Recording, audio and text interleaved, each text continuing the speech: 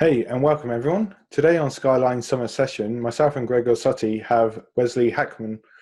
Among other things, Wesley is a Microsoft MVP in Azure and based in the Netherlands.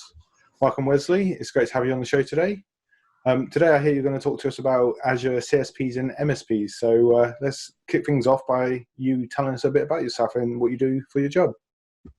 All right. Thank you, Richard. So, well, like you said, my name is Wesley. I'm an Azure MVP, and I also work for a CSP and MSP, and we focus on Azure customers, mainly on software companies. So we, being a CSP, has taught me that things work different from the CSP side. And we're not talking about a different Azure, but the inner workings, the technicalities, they work quite different. And what we've learned from the last couple of months with the modern commerce, and I'll tell you all about that in my slides, is that there's been a big shift, and there's been a lot of people that have been confused about it. How does it work? Why did it happen? What's Azure Plan? What does it matter to me? And I just want to give some insight and share my findings and my learnings on being a CSP, being an MSP, and dealing with the modern commerce and Azure Plan, and why it matters to both the CSPs and the customers. Sounds good. Yeah, that sounds good. So, Wesley, why would you want to talk about the subject of Azure CSPs and MSPs today then? What made you choose this subject? Yeah, so I've got a really technical background. I love doing the tech stuff, and at some point we moved to Azure Plan, and I got into that. And first I got into the technicalities, and then we figured out some stuff because it's relatively new. Some stuff didn't work as expected, so we needed to have a connection with Microsoft to figure it out. So I decided to dive into it, into the documentation, and then I learned really quickly that when commerce meets technical, things get really complicated, and you go from partner documentation and commercial documentation to technical documentation, and at some point you just don't know where to look anymore. So I just want to share that story and help people get the basic understanding, and I think that will be really valuable, so people actually know what's happening on both sides. Cool. So myself, I run an Azure EA subscription. So what's the difference between an EA and a CSP? So the difference between EA and CSP is that EA is generally an upfront commit, so you pay for what you expect to use in Azure. In the background, it's still Azure, obviously. There are some technical differences, but mainly it's the same. But it's mainly the billing model. So if you have an EA contract, then you need your own support contract as well. So maybe you do Premier support, maybe you do advanced support for partners. And if you get a CSP subscription, the first thing that's going to happen is you pay at the end of the month for what you used. So you only pay per month. And you can use or leverage the support contracts from that CSP partner. So they need a support contract. They need to provide you with billing. They also have the billing risk to Microsoft. So you pay the CSP partner, you don't pay Microsoft. And the cool thing is with an EA, that's the biggest difference for me, not about the money or the tech stuff, is that with EA, if you're just a customer, not a partner, so if you're a customer and you have an EA contract, they need to update it once a year or once in 3 years, right? So you will hear from the account manager once a year, once in 3 years. And with CSP, it's more about adding value, because as a customer, you can just move to a new CSP if you want to. You can administratively move to a different partner. So that partner they have an incentive to actually keep you as a customer. So they want to add value on top of the Azure things you're already doing. So you will have way more contact with your partner. And I really strongly believe in that model. So is a CSP really all that different? So the difference from EA or from general customers, yeah, you have to deal with a partner center, but I'll tell you about that during my session. No, it's not that different. Yeah, we do see that in EA contracts you have dev test subscriptions, and in CSP you don't have that. So there's a minor difference. We've seen that in the beginning the marketplaces were completely different because partners need to adopt the CSP model as well for billing. But that's all evening out right now, so that's looking really good. But technically, it's not that different. What is different, I will tell you that in my session, is the amount of control you have as a customer and what you need to add as a CSP additionally to provide that added value for your customer. That leads on perfectly to my next question, because I was wondering, what do the customers actually see differently? So maybe in your presentation, you could answer that as well. Yeah, I will definitely answer that.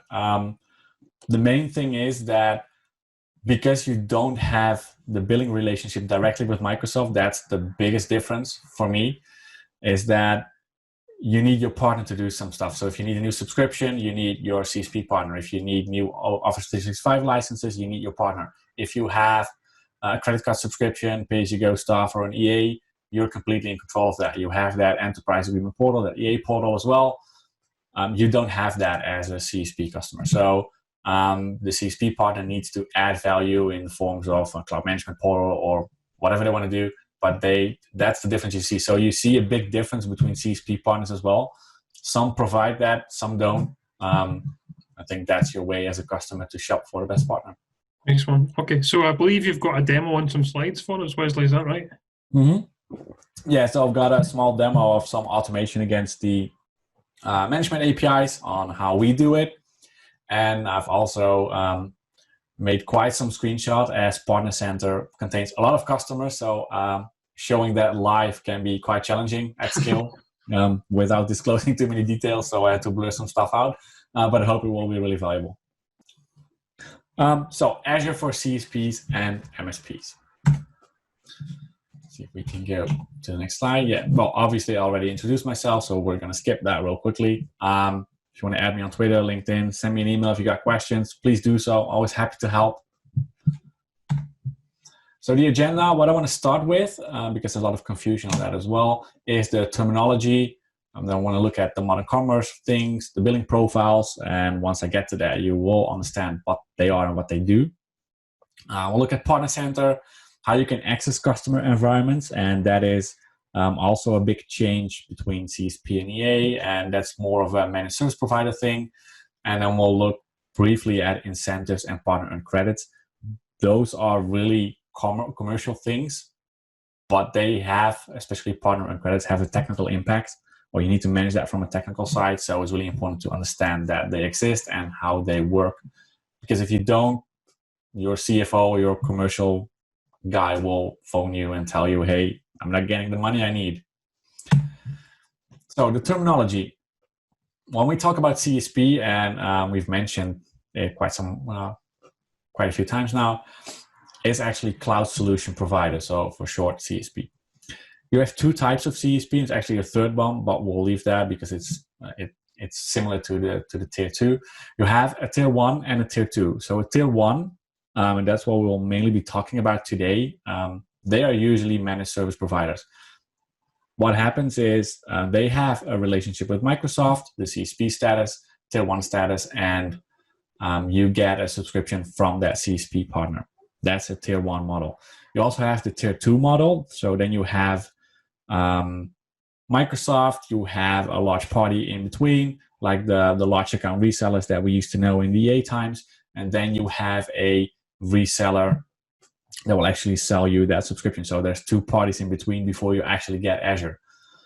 What's the biggest difference there is that in a tier 2 model, the actual company selling you Azure, so the reselling party, the party that you're in contact with, they purchase services from that distributor. So they use the billing engine, they use reporting engines from that party, and obviously they have to pay for that. So it's a bit more margin in the tier 2 model, and depending on how cheap or how expensive they want to be, in general, what we see is that the tier 2 model can be a bit more expensive than the tier 1 model. But that really depends on the business model of that specific CSP. So the tier 1 CSP are usually managed service providers or software companies providing direct services and adding value on top of that Azure proposition to customers. So then we have the MSP. Obviously, it says it here. That's the managed service provider. So modern commerce, what is it? And I might be referring to stuff as traditional CSP, and that's basically anything CSP before November 2019. It still exists and it's going to exist for the rest of the year. But as that is being changed into modern commerce, we're not going to talk about that too much. So Microsoft launched the new commerce experience for CSP, available since November 2019. Should have been launched at the 1st of October 2019, but it was pushed up 1 month. Don't know why, but it doesn't really matter. And then we have 2 agreements. So traditionally, in traditional CSP, you had the cloud agreement or the CSP agreement that your customer had to sign, and you could provide them a Azure subscription. Now you have the Microsoft customer agreement, and that agreement, what it does, it pretty much encompasses a lot of Microsoft services, and it lives with the customer. So it moves with the customer, whereas with the traditional CSP contract, whenever you move to a new CSP, you needed to sign that document and a lot of administrative work. So Microsoft tried to make it easier and introduced the Microsoft customer agreement. But then we also have the Microsoft partner agreement. And that's where it gets a bit challenging because that's the thing partners sign. And in my next few slides, I will dive into that, why it gets more complicated. But basically, the partners sign the MPA, the customer signs the MCA. And then at the end of all of that, we have Azure Plan. So where traditionally we had like customer tenant subscription, now we have the customer tenant Azure Plan, and underneath that Azure Plan, you have some subscriptions. So the Microsoft customer agreement can be established directly with Microsoft, or it can be established through a partner with a Microsoft partner agreement. So if you get Azure from a CSP, then you're actually getting a Microsoft customer agreement through a Microsoft partner agreement. And this is where the biggest difference is.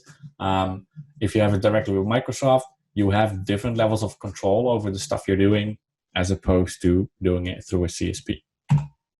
So why is that so confusing? If you look at any documentation, it always starts with the direct Microsoft customer agreement. And that's what the customers learn about, and that's what they see in the documentation. But in reality, what we see is that most customers are purchasing Azure through a Microsoft partner, so they do it through the MPA, so they don't have that direct MCA. And this works differently, and it leads to a lot of confusion. I've got a lot of phone calls about it from different partners, from different customers, from customers from different partners. Can you help me? Can you explain this to me? So I started blogging about it, and I have some posts on it. So what it looks like, the direct MCA, is that you have a billing account, not unlike the EA contract, and then you have the billing profile. And technically, it's all about this billing profile. This is, as you have the direct Microsoft customer agreement, you're in control of this billing profile. And then you have your invoicing and you have your Azure subscription. So that means that if you move to Azure Plan and the direct MCA, from that point on as a customer, you can go to the Azure portal and add a new subscription under that MCA contract. So you can manage that all from the Azure portal. You can see the Azure costs. You can query the APIs, the management APIs, the billing profile. You're in control of everything. You can do all the automation you want. But like I said, this is not the most common scenario, even though this is the first thing you will see in the documentation. Then you have the more common scenario, customers getting Azure through a CSP, so through a Microsoft partner agreement. They still sign the MCA, but they have an MCA through the MPA. So you have the billing account, you have the billing profile, and then you can see that we have a bunch of customers here. So the customer doesn't own the billing profile. This is managed by the CSP. And why that is you have multiple customers in one billing profile. So if a customer had access to their billing profile directly, they could manage all the other customers underneath their billing profile. So obviously you don't want that. And technically it's not possible at the moment, unless you give them the keys to your kingdom through Partner Center. But I don't think anyone's going to do that. So the billing profile here is the key. So this is what the CSP runs, and this is what the customer has. So the customer has the Azure subscription, they have the Azure Plan, they have the Azure subscription, that all works fine. But if they need a new subscription, they need to go to the partner. The partner creates the subscription through the Azure portal if they want to, through the APIs, and then the customer gets their subscription. The partner also provides the billing and the invoicing.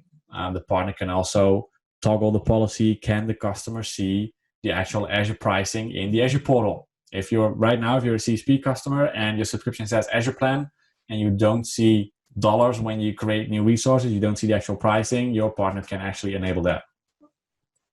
To be fair, right now, I think it's still the global list price, so it's probably not exactly what you're paying for, but it does give you a good indication. So do see if you can get it enabled. But this already shows that customers expect this. This is what they read, the Microsoft customer agreement. So they think, oh, we can do all the cool stuff. And then they get this. So this is when the partner needs to start adding a lot of value on top of what they're already doing, because the customer will call you and say, hey, why can I not do that myself? Why can I create my own subscription? So that's a really important difference. And a lot of documentation has already been updated, but in general, if you want to understand stuff around the Microsoft Partner Agreement, you go to the Partner Center documentation, whereas the MCA documentation or the normal Microsoft Cloud Agreement documentation is on the docs.microsoft page. So then we have the Azure Plan. And I already explained it briefly, but pre-modern commerce or traditional CSP, we have a customer. That's the tenant, and then we have 1 subscription, 2 subscriptions, 3 subscriptions, however many subscriptions you want. With modern commerce, that changed, and now we have a customer, and the customer has 1 or more Azure plans. I think right now the limit is still 1, and underneath that Azure plan, you have 1 or multiple subscriptions. That means that from a billing perspective, you will need to focus on the Azure plan, and then figure out which subscriptions are underneath that plan. Because what changed was that in traditional CSP, we could get the subscription IDs and we could see who's being charged for what. So we would send the bill or the invoice based on the subscription. So if they had 3 subscriptions, if they wanted to, they get 3 different invoices. With Azure Plan, the whole API, it changed, and you would actually get the invoice on the Azure Plan. So you do need to build some automation and some logic to actually figure out which stuff is being charged into which subscription, so you can actually send the bill for that specific subscription again. That's one of the major changes we had to deal with. And then we have Partner Center. And I think Partner Center, that's really the biggest difference. That differentiates CSP from EA, from pay-as-you-go with credit card. It's the biggest change. So this already existed pre-modern commerce. We've had it for a long time, and to be fair, in the beginning it wasn't that good, but now it's improving, and a lot of changes are being pushed through Partner Center. So I'm actually quite happy with the way it looks right now, and I will show a few screenshots on how we manage the customers and how that actually looks like. So it is the go-to portal for CSPs to manage their Microsoft business. Azure, Office 365, Dynamics, anything. We'll be focusing on Azure in this session. We do the billing from Partner Center. So in Partner Center, we actually see the usage, the ACR, the Azure Consumed Revenue from all the customers. So we see the bill we need to pay to Microsoft, and from that bill, we figure out what we need to charge our customers. Then we have the incentives, and incentives are pretty much like a chargeback. So if you sell a lot of Azure, or you do partner credits, which I'll get into a bit later, you get some sort of a discount on your list price. So that makes it for you as a CSP to be able to be a bit cheaper than the rest. We also have access to customer tenants and subscriptions, and there are a lot of APIs for automation. And this is interesting because as of modern commerce, a lot of those APIs moved with the billing profile to the Azure portal, so we can actually leverage more Azure management APIs as opposed to Partner Center APIs, which is a really big improvement if you ask me. So the partner relation with a customer CSP, and this is really important to understand because this also talks about access. Upon provisioning the tenant, so if I create a new customer CSP, a reseller relation is established. So I become a reseller of that tenant I just created. That's the case for greenfield or new customers.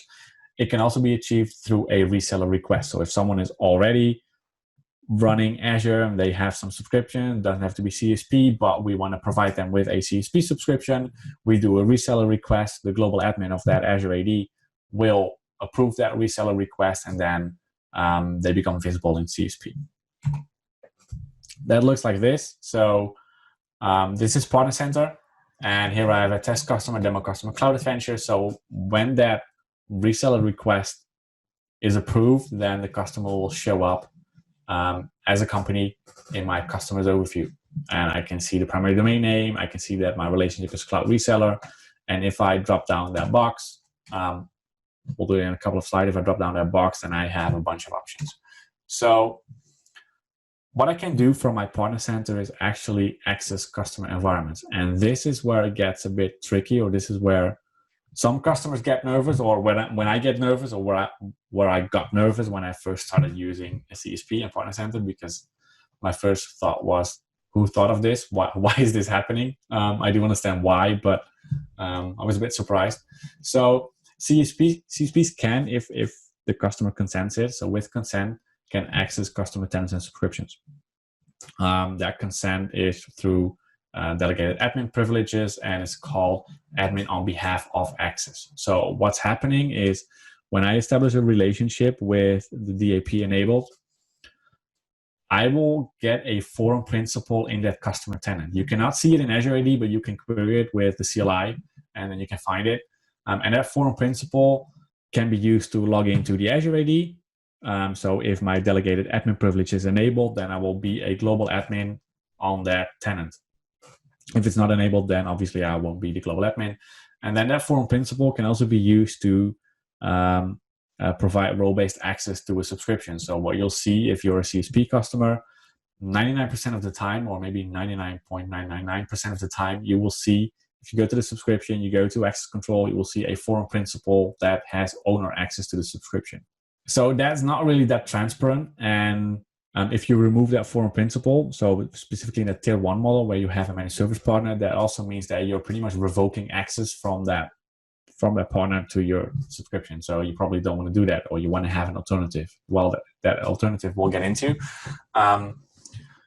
But the other problem is that forum principal, if I want to do CLI, and obviously we don't want to use the Azure portal too much because friends don't let friends click in the Azure portal. You know, if you want to do a lot of automation, you just want to do command line scripting or whatever you prefer. So if I do that through that forum principal, it's not possible. I log in with PowerShell through Azure PowerShell. I log in as Wesley, and then I only have access to my intercept tenant because that's what I'm logging into. So it's still a single tenant experience. So if I want to do automation or command line access, I actually need a dedicated user in that subscription. You can also give yourself role-based access on that subscription. But what you need to understand is if I have a forum principal that's an owner, and I also have Wesley from Intercept that is a contributor, then my effective permissions will be contributor, because the role-based access control that subscription takes precedence. So nobody's going to do that. And what happens in practice with a lot of companies, what I saw happening is that they created an account like PowerShell@customer.microsoft.com, and then they log into that tenant. So there's multiple problems with that. It's an unnamed account. There's no traceability. There's no transparency. You just don't want that. So it's a single tenant experience. And the biggest problem for me is that it requires the admin agent role in Partner Center to actually access those customer subscriptions. And we'll get into that admin agent role in a second. But if I want to access the customer environment, I have that forum principal. It's leveraged to my CSP tenant. It's that single tenant experience. And I really, really just don't want that. And if we have that admin agent role, and this is a Partner Center role, so if I'm an employee and I need to access, as an MSP, I need to access my customer environments, and I want to do that through CSP, then I need this role in Partner Center. And that means I can do customer management, I can do subscription management, I can see the billing, I can view pricing and offer, I can do a lot of stuff. And this one administers on behalf of customer. So my issue with this is that I have a lot of people that need to access customer environments, but I don't want to have a lot of people that have this level of access, because they can actually just in a minute destroy your business. They can, even by accident, or on purpose. Let's just say if it happens, it will probably be by accident. they can delete customer tenants and subscriptions. If someone is managing a customer environment, just managed services, I really don't want them to have that level of access. I want to have least privilege. So if I have that admin, and how we solve that, I will get back into that in a few minutes. But if I want to manage that customer, so I drop down that menu. You can see I can do add products. These are all the features I have. And most important here is manage Azure Management Portal or Microsoft Azure Management Portal or Azure Active Directory. So I can log in directly to the tenant, or I want to go to the Azure portal and manage that subscription and the underlying resources. So if I then click on that, so let's say I'm clicking on this Microsoft Azure Management Portal, I will go to the management portal and we see Wesley at Intercept, and I log into that customer tenant, but I log in as Wesley at Intercept. So now I'm leveraging that forum principle. And the thing is, this is that single tenant experience. So the alternative is that I can use things like Azure Lighthouse. And I think a lot of people have heard about it. I've blogged a lot about it. So if you completely missed it, please read up on it. It's really valuable. So what's happening with Azure Lighthouse, and I try to draw it, is that instead of being that admin agent and logging in as a single tenant into that customer environment, I actually have a delegation contract. So this is called Delegated Resource Management. And instead of me provisioning a forum principal and giving everyone admin agent access and allowing them to log into that subscription or that tenant, I'm actually having, I have the customer provide me with a delegation. And they provide me with delegation. In that contract, it says this object in the Intercept or in the managed service provider tenant has contributor permissions or has reader permissions, or it goes up to contributor, but they will determine the level of access. And then whenever I'm logged in my Intercept tenant, I can actually browse through the subscriptions I have access to. So I no longer need to do that through Partner Center. So now it's just a Azure portal only experience. And in practice, what the customer sees is here's the contributor role, Lighthouse Workshop Demo tenant. So this is the customer environment. I'm in the directory Cloud Adventures, but I'm still logged in as Wesley and in my Instant environment. And they provided me with this level of access. So it doesn't require the admin agent role, but it doesn't go as high as contributor level access. So you probably still need that admin agent access for some stuff. Obviously, you still need it for Office 365. Well, obviously, if you don't know it, it's not that obvious, but you need the admin agent role to add Office 365 subscriptions. Office 365 is not supported by Azure Lighthouse or by Delegated Resource Management, so you still need that. You also need it for other stuff, or you can use for other stuff. I think it's one of my last slides, but what it helps you do is actually limit the amount of people that need an admin agent role, because for a lot of managed services stuff and for a lot of automation, you don't need that owner role on that subscription. You don't need that owner access on the subscription level. And really, if you don't need it, you just don't want it. And then, so if we talk about adding value, is what you need is a cloud management platform. So if you go back to that MCA stuff, so you don't, as a customer, you don't have access to the billing profile. So then what? What if I want to create a subscription? What if I want to see my billing? And this is what the CSP is supposed to do. A CSP, specifically the tier 1 CSPs, they need to have some kind of cloud management platform. Ideally, that's just one platform, but I haven't seen one cloud management platform out of the box that does everything. We do a lot of development ourselves to actually provide a lot of those features. But this is where you add value. So you want to provide them with an additional portal to create Azure subscriptions, to add Office 365 licenses, to see their billing, and actually leverage those Azure Management APIs. So I'll do, just to show you that it's possible and that you can now actually leverage the Azure Management API as a CSP to manage your customers, and how you can go about automating that in your cloud management portal. I will do a really brief demo of some testing code I've written, and this is on GitHub as well.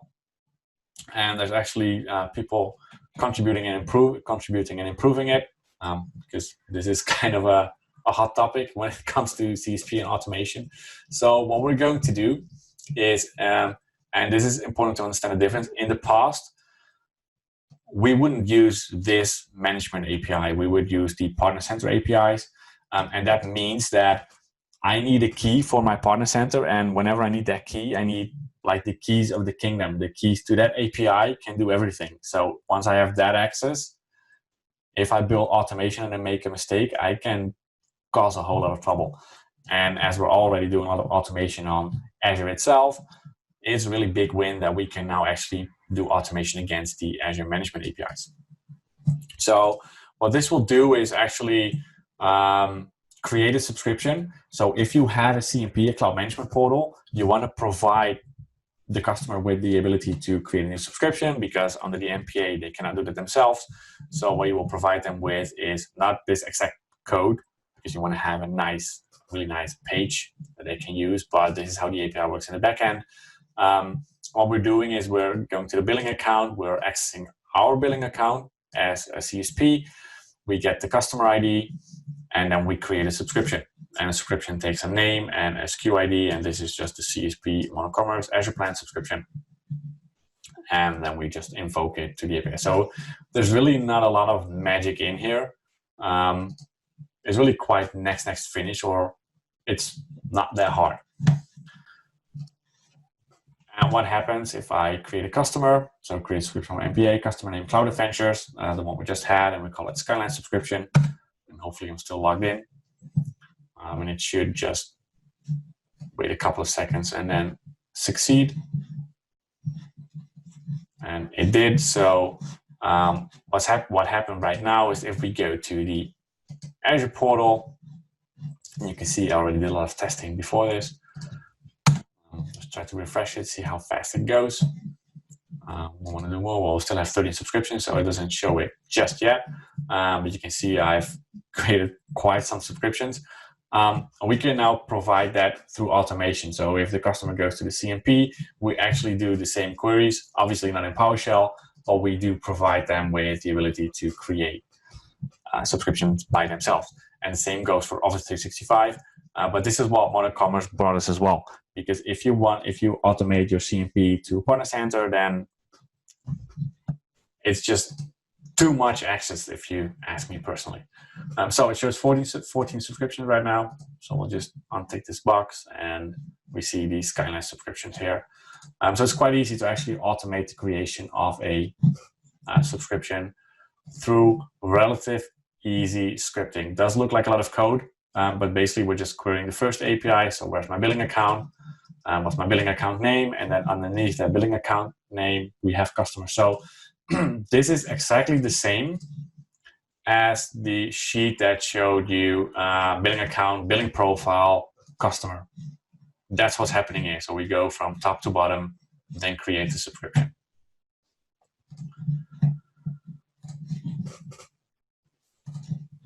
And then as a last slide, I want to explain something really important. And I see I call it partner earned credits incentives, but it's actually partner earned credits and incentives. So they're both different things, but what you will see if you get into Partner Center, if you get into the more commercial side of things, is that if you sell Azure, you have the thing called Azure Consumed Revenue, the ACR. So that's actually the stuff customers are using, and you can earn an additional percentage on top of that. So you get basically you get money back from whatever you sold. Can be 2%, can be 4%. From the top of my head, it's 4% by default as a base incentive. It's 2% if you're an early adopter of Azure Plan, and you get 10% on Azure Preserved Instances or Azure Reservations. That's what we call them today. And that's called the Microsoft Commerce Incentive, and that's the most common one. And if you resell Azure, if you're a partner, you will have that Microsoft Commerce Incentive. That's just the incentive part. There are more, but this is the first one you will run into. Then we have partner earned credits. So this is really important to understand, because if you don't have partner earned credits, the question is, how much margin are you making on your CSP, and is it even worth being a CSP? So as a CSP, you have the billing risk to Microsoft, right? So I'm a customer, or I'm a CSP, and what if my customer doesn't pay? Well, I obviously need to figure that out with my customer, but Microsoft still expects me to pay the bill. So I have that billing risk. I also need the support contracts in place. I also need to have a billing engine for my customers so they can, so that CMP, they need that cloud management platform. I need to have all that, so that takes quite some investment. And what's happening with Azure Plan is there's one global pricing list. That's the price that everyone pays in dollars.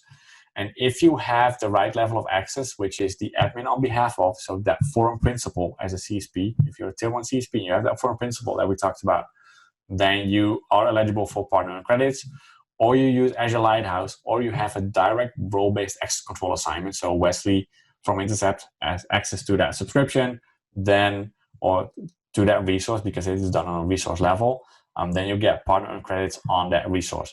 So what you will see in your, it's called the reconciliation file, the actual bill you get, or the explanation of the bill, you will see that base price for a specific resource. So let's say a virtual machine, the price would be 50 euros or $50, because it's in dollars now. So it will be $50.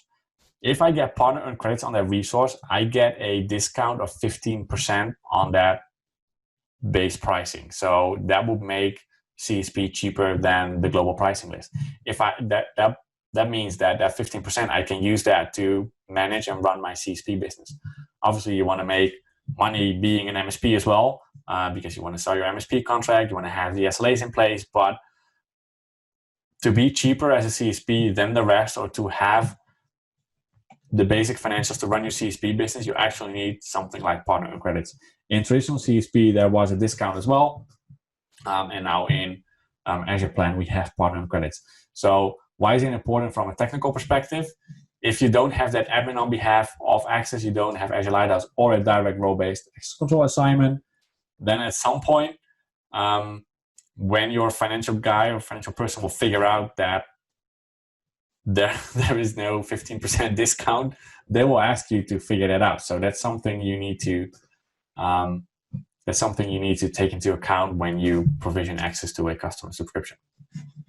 And it's just really, really important to have that, because if you can imagine 15% on a specific resource, if you have 15% on all the resources, that will be quite the discount you can provide, either yourself or provide the discount to some level to your customer.